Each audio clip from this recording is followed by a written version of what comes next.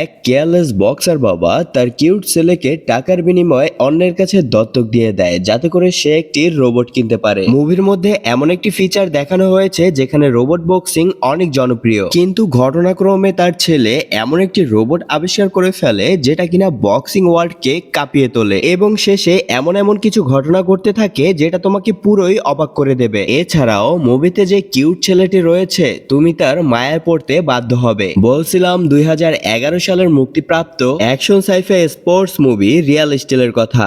মুভির শুরুতেই আমরা চার্লির সাথে পরিচয় হই। চার্লি ছিল একজন রিটায়ার্ড বক্সার, সেই সাথে সে একজন কেয়ারলেস বাবাও ছিল। সে প্রচুর ধার দেনার সাগরে ডুবে গিয়েছিল কারণ সে পুরো সময়টাই রোবট বক্সিং এ বাজি ধরে সময় পার করে দিত। কিন্তু এভাবে তো আর বেশি দিন চলতে পারে না, তাই তাকে যেভাবেই হোক টাকা ইনকাম করতে হবে। ফলে সে একটি জঘন্য বুদ্ধি করে যে তার রোবটকে মডেলের মতো সাজিয়ে সে বাচ্চাদের কাছ থেকে ছবি তুলতে $5 করে নিবে। বাচ্চারাও কম চালাক নয়, এই ভাঙাচোরা রোবটের সাথে ছবি তুলতে তারা $1 দিতে রাজি নয়। এরপর মুভির সিন চলে যায় একটি বুল ফাইটিং এর আস্থানায়। সেখানে চার্লিকে দেখা যায় রিকি নামের একটি লোকের সাথে সে বাজি ধরছে। রিকি বলে, যদি তোমার রোবট আমার সারির সাথে এক রাউন্ড অব্দি জিততে পারে তাহলে আমি তোমাকে $20,000 দিব। এমন লোভনীয় অফার শুনে চার্লি সাথে সাথে রাজি হয়ে যায়। এরপর দেখা যায় বুল ভার্সেস রোবটের ফাইট শুরু হয়। প্রথমেই চার্লির রোবট বুলটিকে ধরে একটি আছাড় মারে এবং একটি আপারকাট দিয়ে তাকে শুইয়ে দেয়।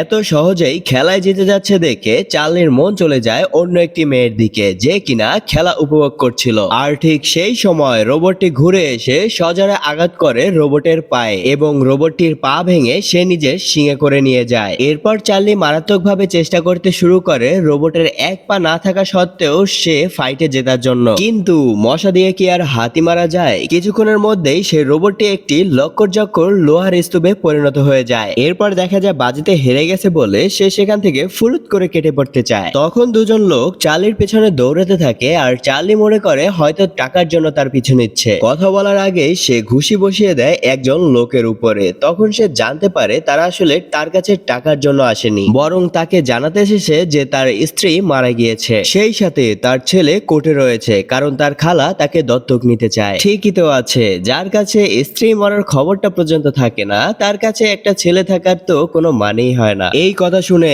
চার্লি কোর্টে চলে যায় ছেলেকে অ্যাডাপশন দেওয়ার জন্য। সেখানে গিয়ে সে বুঝতে পারে তার ভাইরা ভাই অত্যাধিক লেভেলের ধনী, আর তখনই সে সেখান থেকে টাকা খাওয়ার ধান্দা করে। তখন তার ভাইরা ভাইকে সে বুঝিয়ে বলে যে তুমি আমার ছেলেকে নিতে পারবা যদি আমাকে $1,00,000 দাও। বড়লোক ভাইরা ভাইয়ের আর কোনো ছেলে পেলে না থাকার কারণে সে টাকা দিতে রাজি হয়ে যায়। এরপর চার্লি চলে যায় তার গার্লফ্রেন্ড বেলির আস্থানায়। সেখানে দেখা যায় চার্লি তার ভাঙা রোবটটি দিয়েছে তাকে ঠিক করার জন্য। বেইলি আসলে রোবটের একজন মেকার ছিল, আর চার্লি যতবারই সেই ভাঙা রোবট তার কাছে নিয়ে আসে সে অনায়াসে ঠিক করে দেয়। আর এছাড়াও চার্লি তার কাছ থেকে অনেক টাকা ধার নিয়েছে, তাই সে অনেক বেশি ফার্স্ট্রেটেড। কিছুক্ষণের মধ্যে সেখানে তার ভাইরা ভাই তার ছেলেকে নিয়ে উপস্থিত হয়ে যায় এবং তাকে $50,000 অ্যাডভান্স করে দেয়। সেই সাথে তার ছেলেকে রেখে যায় সামারের আগ পর্যন্ত তার সাথে থাকার জন্য। এখানে আমরা সেই কিউট ছেলেটির সাথে পরিচিত হই যার নাম ম্যাক্স। ছেলে তার বাবার এমন ন্যাক্কারজনক ঘটনায় প্রতিবাদ জানিয়ে বলে, তুমি মাত্র কয়েক হাজার ডলারের জন্য আমাকে বিক্রি করে দিলে। তখন চার্লি তাকে বলে, বাপুরে, তোমাকে পোষার মতো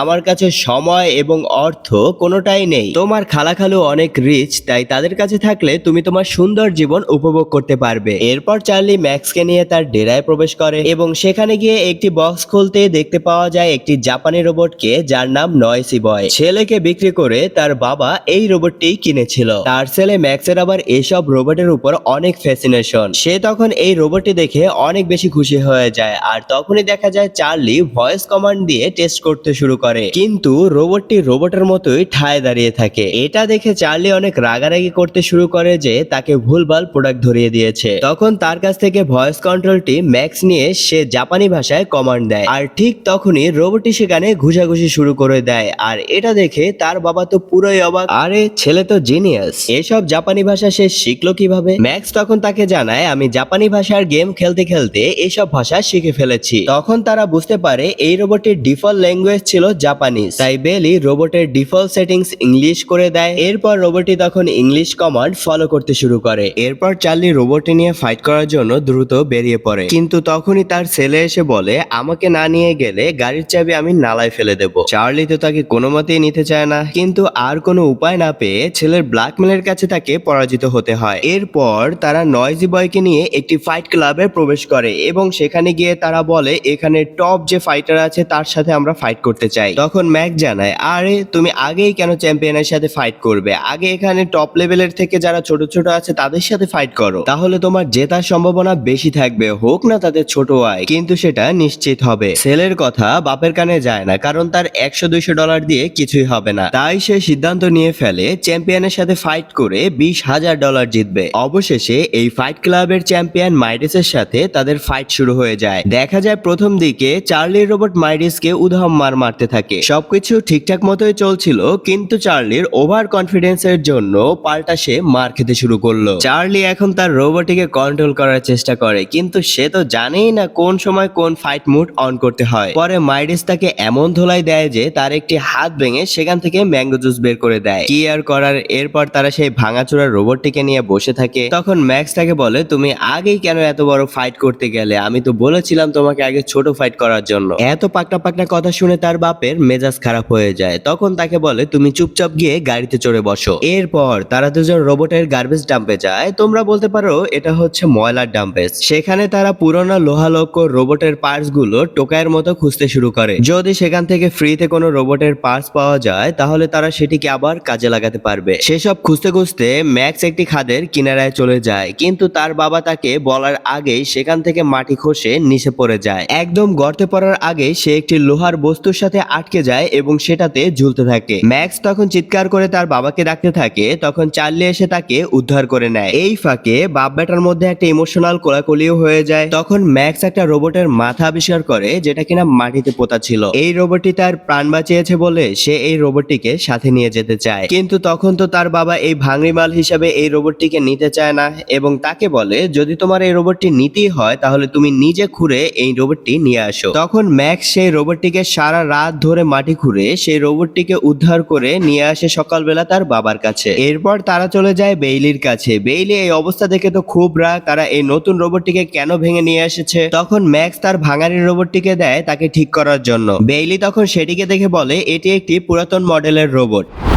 এরপর সে রোবটটিকে দেখে রোবটের পিছনে গাড়ির মেকানিক্যালের মতো দুইটি বাটন দেখে সেটাতে গুঁতো দিতেই রোবটটি চালু হয়ে যায়। মজার ব্যাপার হচ্ছে এই রোবটটি তার সামনে থাকা মানুষকে স্ক্যান করে সে তার মতোই মুভমেন্ট করতে পারত, যাকে বলা হয় শ্যাডো ফাংশনাল রোবট। বেইলি সেটা দেখে বলে এই যুগে এমন ম্যানুয়াল রোবট সত্যি অনেক রেয়ার। ম্যাক্স যেমনটা করতে থাকে রোবটটিও তাকে ফলো করে তার মতোই করতে থাকে। বিষয়টা দেখে ম্যাক্সের অনেক বেশি ভালো লাগে। তারপর বেইলি তাকে একটা রিমোট কন্ট্রোল বানিয়ে দেয়, যেটার মাধ্যমে সে রোবটটিকে কন্ট্রোল করতে পারবে। এরপর ম্যাক্স রোবটটিকে পানি দিয়ে পরিষ্কার করার সময় রোবটের বুকে একটি নাম দেখতে পায়। দেখা যায় রোবটের নাম ছিল অ্যাটম। ধোয়া মোছা শেষ করে সে চলে যায় তার বাবার সামনে।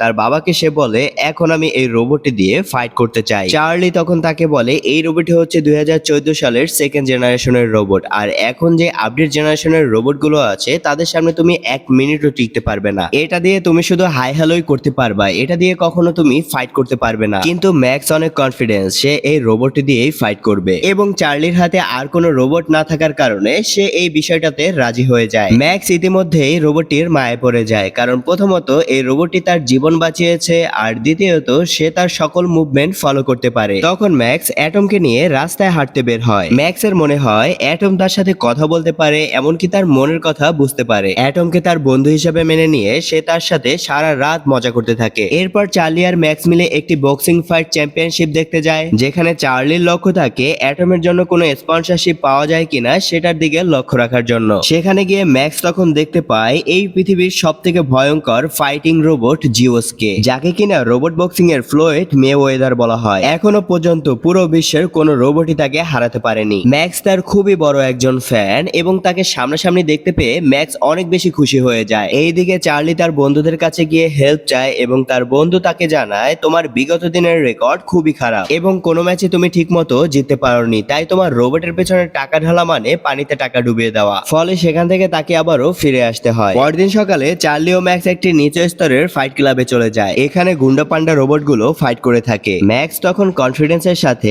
একজনের রোবটের সাথে চ্যালেঞ্জ করে বসে, আর সেই লোক ম্যাক্সের এই ওল্ড মডেল দেখে বলে, তুমি যদি আমার রোবটকে 1 রাউন্ড হারাতে পারো তাহলে তোমাকে $1000 দেওয়া হবে। ম্যাক্স তখন সাথে সাথে রাজি হয়ে যায় এবং দুজনের মধ্যে ফাইট শুরু হয়ে যায়। দেখা যায় প্রথম থেকে অপোনেন্টের রোবটটি অ্যাটমকে অ্যাটাক করতে থাকে। তখন চার্লি ম্যাক্সের কাছ থেকে কন্ট্রোলটি হ্যান্ডওভার করতে চায়, কিন্তু ম্যাক্স তখন তাকে জানায় এই ফাইটটি সে নিজেই পরিচালনা করতে চায়। এক পর্যায়ে প্রতিপক্ষ রোবটটি অ্যাটমকে এমন জোরে একটি পাঞ্চ মারে যে কারণে অ্যাটম মাটিতে পড়ে যায় এবং সাথে সাথে সে বন্ধ হয়ে যায়। প্রথম রাউন্ড শেষ হতে আর মাত্র 30 সেকেন্ড বাকি ছিল। তখনই ম্যাক্স গিয়ে তার কানে কানে কিছু একটা বলে দেয় আর বাংলা সিনেমার মতো সেই রোবটটি জেগে ওঠে এবং দেখা যায় প্রথম রাউন্ডে সেই রোবটটি সার্ভাইভ করে ফেলে। তখন কথা অনুযায়ী তারা $1000 জিতে যায়, কিন্তু প্রতিপক্ষ রেগে গিয়ে বলে তুমি যদি পুরো ম্যাচ আমাকে হারাতে পারো তাহলে এর থেকে ডাবল টাকা আমি তোমাকে দিব। এটা শুনে ম্যাক্স সাথে সাথে ফাইট করার জন্য রাজি হয়ে যায় এবং তার বাবা চার্লির কথা শুনে ফাইটের টেকনিক পাল্টে ফেলে। এর ফলে অ্যাটম এবার একটি সুপার আপারকাটের মাধ্যমে প্রতিপক্ষ রোবটটিকে নক আউট করে ফেলে এবং এক নিমেষেই তারা এই ফাইটটি জিতে যায়। এরপর সেখান থেকে একজন লোক এসে চার্লিকে আরো একবার ফাইট করার জন্য অফার করে। এবার যদি সে এই ফাইটে জিতে যায় তাহলে সে তাকে $4000 দিবে। তখন চার্লি অফারটি পেয়েই রাজি হয়ে যায় এবং সেই রাতে সে আপডেট করতে থাকে তার সেই পুরনো রোবটটিকে। পরদিন সকালে আমরা দেখতে পাই রোবটের সঙ্গে ম্যাক্স ড্যান্স করছে আর সেই ড্যান্স ফলো করছে তার বাবা চার্লি। সেখানে তাদের দুজনের নাচের দৃশ্যটি সত্যি অনেক চমৎকার ছিল। এরপর চার্লি তাকে বলে যখন ফাইট শুরু হবে তোমার এই ড্যান্সটি একটি সিগনেচার ব্র্যান্ড হতে পারে, তাই তোমায় অবশ্যই এটা পরের ম্যাচ থেকে কন্টিনিউ করতে হবে। এবার ম্যাক্স তার বাবাকে জানায় নয়েজি বয়ের ভিতর যে ভয়েস কন্ট্রোলিং এর সিস্টেমটি ছিল সেটা এখন অ্যাটমের ভিতর সেট করে দিয়েছে। এর ফলে এখন অ্যাটমকেও ভয়েস কন্ট্রোলিং দিয়ে পরিচালনা করা যাবে। চার্লি এটা শুনে তো পুরাই ইমপ্রেস হয়ে যায় আর সে ভাবতে থাকে এটা তো বাচ্চা নয়, পুরাই আগুন। এই সব কিছু মিলে চার্লি অনেক মোটিভ হয়ে যায়। তাই পরের দিন সকালে রোবট অ্যাটমের সাথে সে ফাইটিং প্র্যাকটিস করতে শুরু করে। এরপর সেই ফাইটের ডেট চলে আসে এবং ম্যাক্সকে দেখা যায় তার সিগনেচার ডান্স দিয়ে সে ম্যাচটি শুরু করতে যাচ্ছে। অ্যাটমের সঙ্গে ড্যান্স করতে দেখে এটা সবাই এনজয় করতে থাকে এবং ফাইট শুরু হলে সেই ফাইটটি অ্যাটম ইজিলি জিতে যায়। এরপর তারা আরো অনেক ফাইট করতে থাকে এবং একের পর এক ফাইট জিতে তারা হয়ে যায় পুরোই আনবিটেবল। সেই সাথে ম্যাক্স ও চার্লির পকেটে প্রচুর ডলার ঢুকতে থাকে। এইদিকে তাদের জয়ের খবর পুরো বিশ্বে ছড়িয়ে পড়ে এবং মিডিয়া তাদের অনেক হাইপে তুলে ধরে। এরপর তখনই তারা অফার পেয়ে যায় ন্যাশনাল লিগ চ্যাম্পিয়ন খেলার জন্য, যেখানে দেশের সব নামি দামি রোবট আসবে তাদের সাথে ফাইট করার জন্য। এদিকে তারা যেদিন প্রথম খেলার জন্য প্রস্তুতি নিচ্ছিল তখন তাদের ডাক পড়ে রোবট জিওসের টিমের তরফ থেকে। এরপর তারা দুজনই বেশ অবাক হয়ে তাদের সঙ্গে দেখা করতে চলে যায়। সেখানে আমরা পরিচিত হই লিমকোবা নামের একটি মেয়ের সঙ্গে, যে কিনা জিওস রোবটের ম্যানেজার ছিল। তখন সে সরাসরি চার্লিকে অফার করে বসে অ্যাটমকে কেনার জন্য, যার বিনিময়ে সে $2 লাখ দিতে রাজি। এমন লোভনীয় অফার পেয়ে চার্লি তো এক বাক্যেই রাজি হয়ে যায়, কিন্তু তখন ম্যাক্স চিৎকার করে বলে অ্যাটম নট ফর সেল। সরাসরি রিজেক্ট করে দেওয়ার কারণে লিনকোবা অনেক অপমানিত বোধ করে। সে তখন রাগে গড়গড় করতে থাকে। চার্লি তখন ম্যাক্সকে বোঝানোর চেষ্টা করে যে বাবুরে, এত লোভনীয় অফার আমরা আর কখনোই পাবো না, আর এত টাকা দিয়ে আমরা আরো ভালো ভালো রোবট কিনে নিতে পারবো। কিন্তু ম্যাক্সের ওই একই কথা, my robot is not for sale. এইদিকে কিছুক্ষণের মধ্যেই তাদের প্রথম ফাইটটি শুরু হয়ে যায় এবং সেখানে আমরা দেখতে পাই এক ভয়ঙ্কর রোবটকে, যার ছিল 2টা মাথা। এছাড়াও এই লিগে যত সকল রোবট ফাইট করবে তারা সবাই অটোমেটিক অ্যালগোরিদমের মাধ্যমে কাজ করে থাকে। এক কথায় বলা যায় এখানে ম্যানুয়াল রোবটের কোনো অস্তিত্বই নেই। সেখানে সেকেন্ড জেনারেশনের অ্যাটম কি পারবে এই ফাইটগুলো জিততে? এরপর কঠিন লেভেলের এক নাচ গান দিয়ে সেখানে অ্যাটম আর ম্যাক্স প্রবেশ করে এবং এরপরই এই বিগ ফাইটটি শুরু হয়ে যায়। কিন্তু তারা যা ভেবেছিল তার থেকেও অনেক বেশি ভয়ঙ্কর ছিল এই রোবটটি। প্রথম থেকেই অ্যাটমের উপর একের পর এক অ্যাটাক করা শুরু হয় আর কোনোভাবেই এই রোবটটিকে যেন কন্ট্রোল করা যাচ্ছিল না। তাদেরকে যারা কন্ট্রোল করছিল তাদের চেহারাটা একবার দেখো, দেখে মনে হচ্ছে যেন ধোলাইখালের একটি রোবট এসেছে হাইটেক রোবটের সাথে পাঙ্গা নিতে। তখন ম্যাক্স চিৎকার করে বলতে থাকে চার্লি কিছু একটা করো। চার্লি তখন সেই রোবটের একটি উইক পয়েন্ট খুঁজে পায় যেটা তার হাতের মধ্যে ছিল। সে তখন টাইম ক্যালকুলেশন করে নেয় আর ফাইট ব্যাক শুরু করে। চার্লির টার্গেট ছিল ওই রোবটের মেইন সার্কিট বোর্ডের দিকে, তাই সে বারবার বুকে পাঞ্চ করতে থাকে। এর ফলে রোবটের সিস্টেমটি আস্তে আস্তে ড্যামেজ হতে শুরু করে আর এই সুযোগে রোবটটিকে একটি রাইট হ্যান্ড আপার কাট দিয়ে পুরোই ডিস্ট্রয় করে ফেলে। অবশেষে এক দুর্দান্ত ফাইটের পর অ্যাটমকে বিজয় ঘোষণা করা হয়। তখন উপস্থাপকদের কাছ থেকে ম্যাক্স তার মাইক কেড়ে নিয়ে দর্শকদের উদ্দেশ্যে কিছু একটা বলতে শুরু করে। সে তখন দর্শকদের জানিয়ে দেয় জিউসের টিম তাদের অ্যাটমকে কিনতে চেয়েছিল আর সে এবার জিউসকে চ্যালেঞ্জ করে বসে নেক্সট ফাইটের জন্য। বলে কি এই পুস্কু, কোথায় হাতের পুল আর কোথায় লিভারপুল? এটা শুনে জিউসের টিম পুরোই ভেবাচেকা খেয়ে যায়। এরপর তারা তাদের ভিক্টরি সেলিব্রেশন করতে থাকে, কিন্তু তাদের এই সেলিব্রেশন বেশিক্ষণ টিকে থাকে না। চার্লির সেই পুরাতন পাওনাদার সেখানে রিকি চলে আসে এবং মারধর করে তাদের টাকা ছিনিয়ে নেয়। এই ঘটনার পর চার্লি ভাবে যে তার এই ধরনের অনিয়ন্ত্রিত জীবন তার ছেলের জন্য হুমকির কারণ হতে পারে, তাই সে ম্যাক্সকে তার খালার কাছে পাঠিয়ে দিতে চায়। পরের দিন তার খালার কাছে ম্যাক্সকে রেখে যাওয়ার সময় ম্যাক্স যেতে না চাইলেও চার্লি জোরপূর্বক তাকে সেখানে রেখে যায়, আর এর ফলে ম্যাক্স অনেক বেশি দুঃখ পায়। কিন্তু চার্লি ম্যাক্স চলে যাওয়ার পর থেকে তাকে অনেক বেশি মিস করতে থাকে। তখন সে তার সব মনের কথাগুলো বেইলির সাথে শেয়ার করতে থাকে। বেইলি তখন তাকে জানায়, তোমার ম্যাক্সের সাথে থাকাটাই বেশি প্রয়োজন, কারণ বাবার ভালোবাসা অন্য কাউকে দিয়েই কখনো সম্ভব না, তাই তুমি তাকে ফেরত নিয়ে আসো। এই সব কথা শুনে চার্লির মনে অনেক বেশি সাহস আসে, তাই সে চলে যায় ম্যাক্সকে নিয়ে আসার জন্য।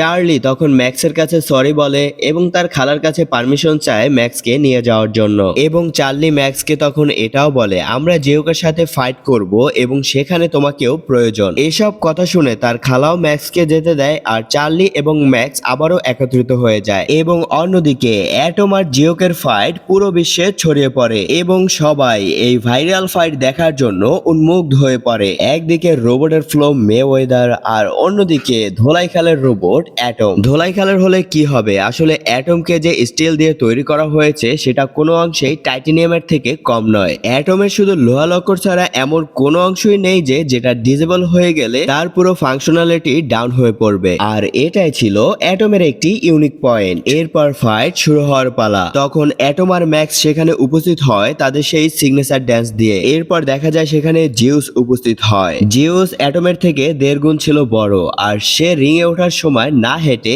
এক লাফ দিয়ে রিং এর মধ্যে চলে আসে। এটা দেখে তো চার্লি পুরো ফরকে যায় এবং কিছুক্ষণের মধ্যেই সেই বিগ ভাইরাল ফাইটটি শুরু হয়ে যায়। কিন্তু জিওকের প্রথম 5 সেকেন্ডের মধ্যেই শক্তিশালী একটা পাঞ্চে অ্যাটম মাটিতে লুটিয়ে পড়ে। চার্লি যা ভেবেছিল তার থেকে কয়েক হাজার গুণ শক্তিশালী ছিল এই জিও। অ্যাটম মাটি থেকে উপরে ওঠার সাথে সাথে জিওক তাকে আবারও একটি সজোরে পাঞ্চ দিয়ে দেয় এবং এই পাঞ্চের মাধ্যমে সে আবারও ফ্লোরে নকডাউন হয়ে পড়ে। চার্লি তখন কি করবে ঠিক বুঝে উঠতে পারছিল না। অ্যাটম আবারও কোনো মতে উঠে পড়ে, কিন্তু জিও শেষে তাকে আবারও একটি ঘুষি দিয়ে নকডাউন করে ফেলে। কোনো উপায় না দেখে অ্যাটমকে এক কর্নারে নিয়ে যায় এবং কোনো মতে এই ম্যাচটি টিকে থাকার জন্য অ্যাটমকে নির্দেশ দেয়। কিন্তু তখনই অ্যাটম সুযোগ বুঝে জিওকে একটা রাইট হ্যান্ড আপারকাট মেরে বসে, আর এটা দেখে পুরো দর্শক হতবাক হয়ে যায়, কারণ এখন পর্যন্ত কোনো রোবটের ক্ষমতা হয়নি জিওকের গায়ে কোনো আঁচড় দেওয়া। এই মারাত্মক লেভেলের আপারকাট খেয়ে জিওকের ফাংশন কিছুটা নষ্ট হয়ে যায়, আর এই সুযোগে চার্লি তাকে কাউন্টার অ্যাটাক করতে শুরু করে। জিওকের টিমের সবার মাথা তখন খারাপ হয়ে যায়, আর তখনই তারা আবার ফাইটে ব্যাক করে। আর এবার অ্যাটমকে এক কর্নারে নিয়ে গিয়ে জিওক তাকে ধবল ধোলাই করতে শুরু করে। রাউন্ড শেষ হতে মাত্র 10 সেকেন্ড বাকি ছিল, আর এরই মধ্যে অ্যাটম বিধ্বস্ত হয়ে পড়ে। অবশেষে ফাইনাল পাঞ্চ করার আগেই রাউন্ডটি শেষ হয়ে যায়। এরপর দ্রুত চার্লি ও ম্যাক্স গিয়ে অ্যাটমের বডি পার্টস গুলো ঠিক করতে শুরু করে। এরপর শুরু হয় দ্বিতীয় রাউন্ড। অ্যাটম কোনোভাবে সেই ম্যাচটিও সার্ভাইভ করতে থাকে। পরের ম্যাচগুলো থেকেই অ্যাটম অ্যাটাক করা শুরু করে, আর মাঝে মাঝে সে জিওকের পুরো খুবরি উড়িয়ে দিতে থাকে। এভাবেই এই রুদ্রশ্বাস ম্যাচটি চতুর্থ রাউন্ডে এসে পড়ে এবং এই রাউন্ডে জিওকের একটি আঘাতের কারণে অ্যাটমের ভয়েস কন্ট্রোলিংটি নষ্ট হয়ে যায়, ফলে অ্যাটম আর ভয়েস কমান্ড শুনে রেসপন্স করতে পারে না। এই সুযোগে জিওস তাকে এমন ড্রিলিং করতে থাকে যে তার ভিতর থেকে ধোঁয়া বের করে দেয়। ভয়েস কন্ট্রোলিংটি নষ্ট হয়ে যাওয়ার ফলে ম্যাক্স এখন তার বাবাকে বলে, তুমি এখন তার সাথে শ্যাডো ফাইট করতে থাকো, কারণ তুমি একজন রিয়েল বক্সার, তুমি যেমন করে ফাইট করবে অ্যাটম ঠিক সেইভাবেই অ্যাটাক করবে। তখন চার্লি এতে রাজি হয় না। তখন ম্যাক্স সাহায্য ভিক্ষা চাইলে চার্লি তখন রাজি হয়ে যায়। ম্যাক্স তখন অ্যাটমের শ্যাডো ফাইট মোড অন করে দেয় এবং সেখানে এখন ফাইনাল রাউন্ড স্টার্ট হয়ে যায়। দেখা যায় প্রথম থেকেই বিউস এই বিধ্বস্ত অ্যাটমের উপরে অ্যাটাক করতে থাকে, আর অপর সাইডে চার্লি শুধু ডিফেন্স করতে থাকে। এরকম মার খাওয়া দেখে ম্যাক্স চার্লিকে বলে, প্লিজ ফাইট ব্যাক করো, ওকে মারো। চার্লি তখন ওকে বলে, নট ইয়েট, এখনই না। আসলে চার্লি অপেক্ষা করছিল জিউসের পাওয়ার লেভেল কমিয়ে আনার জন্য, ফলে একটানা ফাইট করার জন্য জিউস কিছুটা তার পাওয়ার লেভেল ডাউন করে ফেলে, আর সে কোনো অ্যাটাক করতে পারে না। ঠিক তখনই চার্লি বলে, এবার সময় এসেছে ফাইট ব্যাক করার, আর এরপরে সে সাথে সাথে ফাইট করা শুরু করে দেয়। চার্লি এবার নিজের বক্সিং খেলার মতো পাঞ্চিং করতে শুরু করে, আর সেটা দেখে অ্যাটম তার পাঞ্চ এবং মুভ ফলো করতে থাকে। চার্লির এই পারফরমেন্স দেখে ম্যাক্স আনন্দে কেঁদে ফেলে, আর চার্লি তার নিজের সব অভিজ্ঞতা দিয়ে একের পর এক আপারকাট, কাট, জ্যাব, বডি শট দিয়ে পুরো ডিস্ট্রয় করে দিতে থাকে। এইসব দেখে জিওসের টিমের প্রধান এসে ম্যানুয়ালি কন্ট্রোল করতে শুরু করে, কিন্তু তাতে খুব একটা বেশি ফল আসে না, কারণ অপর সাইডে রয়েছে চ্যাম্পিয়ন চার্লি এবং সর্বশেষে অ্যাটম এক আপার কাট দিয়ে প্রথমবারের মতো জিওসকে নকডাউন করে দিতে সক্ষম হয় অ্যাটম। তবে কিছুক্ষণের মধ্যে জিওস আবার উঠে দাঁড়াতেও সক্ষম হয়, কিন্তু সাথে সাথে অ্যাটম আবারও জিওসকে অ্যাটাক করতে শুরু করে, আর এরই মাঝে ফাইনাল রাউন্ডের বেল্ট বেজে ওঠে। এমন পারফরমেন্স দেখে পুরো স্টেডিয়াম অ্যাটম অ্যাটম করে চিল্লাতে থাকে। কিছুক্ষণের মধ্যেই ফাইনাল রেজাল্ট চলে আসে এবং আকস্মিকভাবে এই ম্যাচটি জিতে যায় জিও। এতে পুরো স্টেডিয়ামের মানুষ বিন্দু মাত্র বিচলিত হয় না, কারণ তাদের চোখে রিয়াল চ্যাম্পিয়ন হচ্ছে অ্যাটম। অ্যাটম তখন সেখানে সবার মন কেড়ে নিয়েছিল এবং তাকে সবাই চ্যাম্পিয়ন হিসেবে মেনে নিয়েছিল। আর এই সুন্দর একটি মুহূর্ত দেখিয়ে মুভিটি এখানেই শেষ হয়। আশা করি তোমাদের এই মুভিটি অনেক বেশি ভালো লেগেছে, তাই আজকের মতো এখানেই বিদায় নিচ্ছি। দেখা হচ্ছে পরবর্তী কোনো ভিডিওতে। সেই পর্যন্ত সবাই ভালো থাকো, সুস্থ থাকো, ধন্যবাদ।